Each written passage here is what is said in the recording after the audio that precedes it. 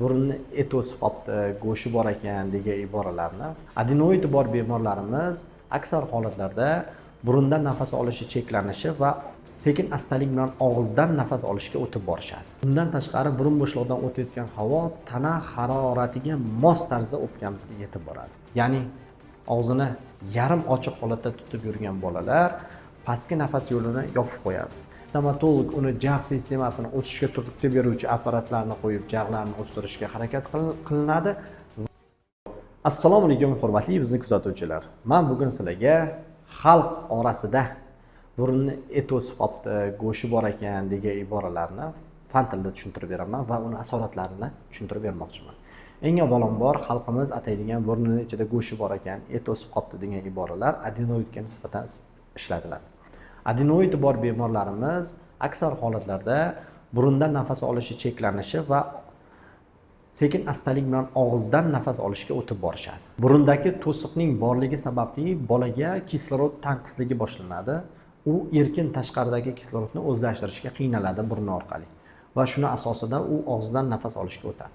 Burunning ma'lum bir vazifalari bor. Bu vazifalardan birinchisi havoni changlardan tozalab o'tkazish. Ikkinchisi quruq havoni namlab berish. Bundan tashqari burun bo'shlig'idan o'tayotgan havo tana haroratiga mos tarzda o'pkamizga yetib boradi. Mana shu narsalarning hammasi yig'ilib bizda burun bo'shlig'ini vazifasi kelib chiqadi.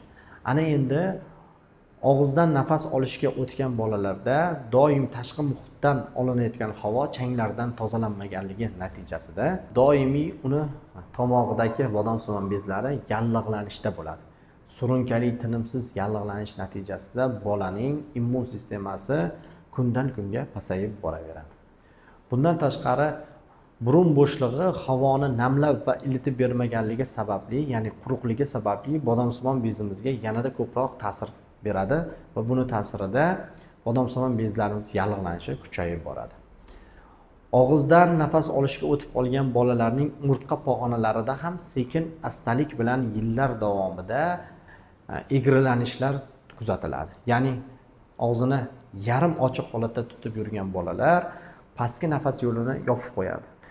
Pastki nafas yo'lini ochish maqsadida bola peshonasini biroz orqaroqqa tashiydi. Buni natijasida bolaning umurtqa pog'onalarida sekin astalik bilan o'zgarishlar kelib chiqadi. Mana shu o'zgarishlar kompleksi yig'ilgan holatlarda bolalarning yuz jag' anomaliyalari rivojlanishi keskin oshib ketadi. Ya'ni ularning yuz jag' anomaliyalari jadal suratda shakllanishni boshlaydi. Yuzidagi simmetriyalarning shakllari o'zgaradi, yanoqlari o'smaydi, burun kataklari kengaymaydi, ko'zning tubi ham adenoid sababli nafas ola olmaydi, uni ta'sirida o'sish sekin astalik bilan susayib boradi. Ba'zi bir bolalarda biz kompleks qaraganimizda, ya'ni adenoid bor bolalarda aksar holatlarda ko'zida muammolari borligini ko'rganmiz. Tish qatori anomaliyalari borligini ko'rganmiz va burun yondosh bo'shliqlarida doimiy surunkali kelib turadigan yallig'lanish bor ekanligiga guvoh bo'lganmiz. Bunday holatlarda stomatolog, oftalmolog va lor mutaxassisi birgalikda kompleks ishlaydi va bolaga kompleks yordam ko'rsatadi. Ya'ni faqat stomatolog emas, balki lor mutaxassisi ham ishga jalb qilinadi. Lor mutaxassisi burun bo'shlig'i va uni yondosh bo'shliqlaridagi patologiyani kamaytirib beradi. Stomatolog uni jag' sistemasini o'sishga turtki beruvchi apparatlarni qo'yib, jag'larni o'stirishga harakat qilinadi va kompleks tarzda bolaga davo chorasi qo'llaniladi. Farzandingiz tish qatoridagi muammolari ko'zingizga ko'rinayotgan bo'lsa, albatta stomatolog, ortodontga va lor mutaxassisga qo'shimcha tarzda oftalmolog huzurida ham bo'lishingizni tavsiya qilamiz. Video sizga manfaatli bo'lgan bo'lsa, albatta like bosing. Boshqalarga savob ulash maqsadida bu videomizni tarqatib qo'ying. Kommentariyada fikringizni yozib qoldiring. Savollaringiz bo'lsa bizga yo'llashingiz mumkin. Sog' bo'ling, salomat bo'ling.